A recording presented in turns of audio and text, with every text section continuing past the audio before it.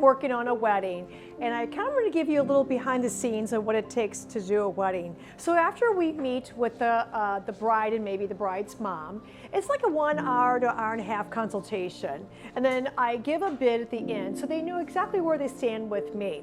Once everything's good and it's a go and I got my contract and I get my money deposit and da-da-da-da-da-da, and then it's time for me to probably get myself organized. So then what I do is I make a production sheet and I break things down of what I need for each individual thing, for the bouquets, the personal flowers, anything for the church, and then anything for the reception. And I do it by the bunches. So like right now, I'm gonna do 2 centerpieces for the head table. I have to go to my production sheet and that tells me what I need to pull and make. So I'm gonna make 2 big centerpieces for the head table. So this is kind of like what we do grocery shopping. We go in the cooler, we'll go through and see what I need. But this wedding is very super and sweet. And here are the little bridesmaids. Just as sweet. She wanted something very light, very airy.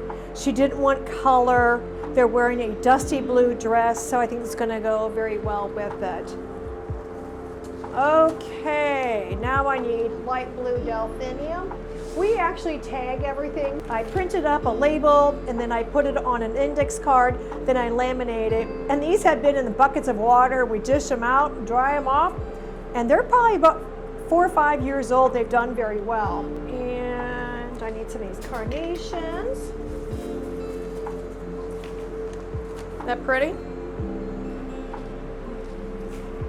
Okay. Let's go out and get a ladder for the hydrangeas and we'll be right back. So I pulled out the hydrangeas, but look, that's a natural color. This is not stem dyed, it's not painted or anything. So this is just a natural color. Aren't they gorgeous?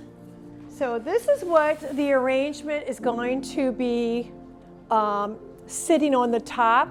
They're going to do a large king's table for their wedding party, and this works great because the arrangement is over the top of the conversation area. So when people are sitting at the table, the flowers are above them, so they're not having their view blocked. This is too tall for me to design on, and I don't like doing on the chairs because they have fallen before. So what I actually do is I take a bucket and I design on a bucket because it's easier for me to be able to reach. What I did is I took dried oasis and I dipped it into pan glue, and I use a big electric skillet, an old electric skillet. I dip that brick into the glue, I plop it right down into there, and then I let that cool, and then I soak the whole thing into water. So I don't have to tape it all in. I don't like using tape. I don't like seeing the tape. And this, I know for sure, the tape's not gonna bust when you're transporting this and carrying this. I know it's gonna be safe. So that's what I'm gonna do with that. So I'm gonna put my greens in first.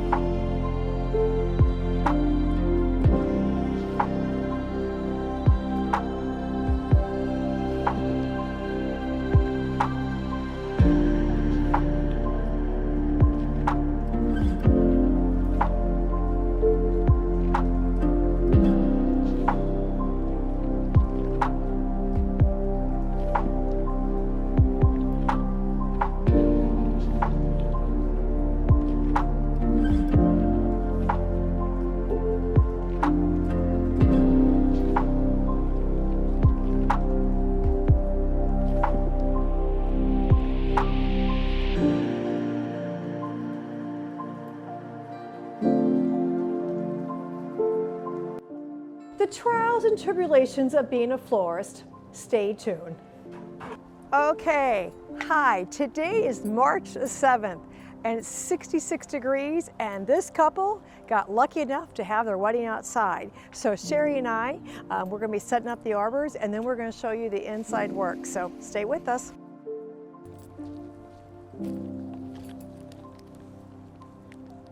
How's that look? Looks great. Okay, Sherry's bringing the second piece in, and when I made them, I did the willow that is just an interpretation of an arch. The willow is touching to kind of give the illusion. We're not going to fasten that. Oh my gosh, they look fabulous on that. That turned out really good.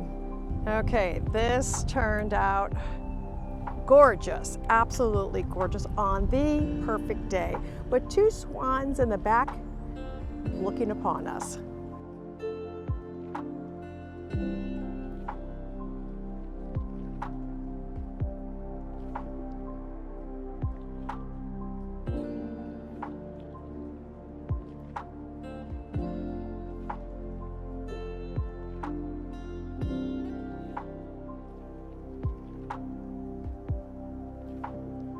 Thanks for watching. Make sure you like, share, and subscribe to my channel.